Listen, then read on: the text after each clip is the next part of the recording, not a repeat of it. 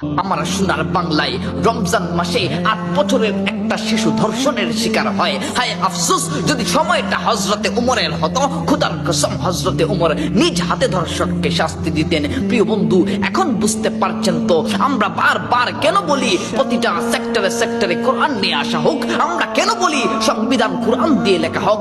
প্রিয় বন্ধু, সেই সময়টা ঘনিয়ে আসছে, সেই কালো সময়টা ঘনিয়ে আসছে। সংবিধানে কোরআন নিয়ে আসো, আর না হলে তোমার বোনের ইজ্জত রাস্তায় লুটা হবে, তুমি শুধু চেয়ে চেয়ে দেখবা।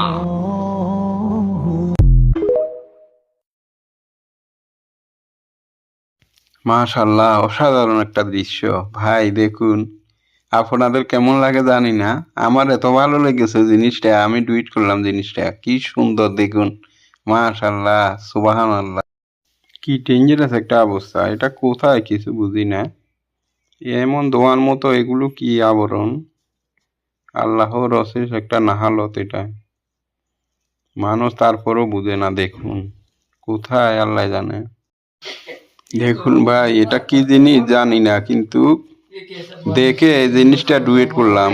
দেখেন কি ভয়াবহ একটা জিনিস আল্লাহর কুদরতে আসলো। দেখুন, সুবহানাল্লাহ, মানুষ দৌড়াদৌড়ি করতেছে বাঁচার জন্য।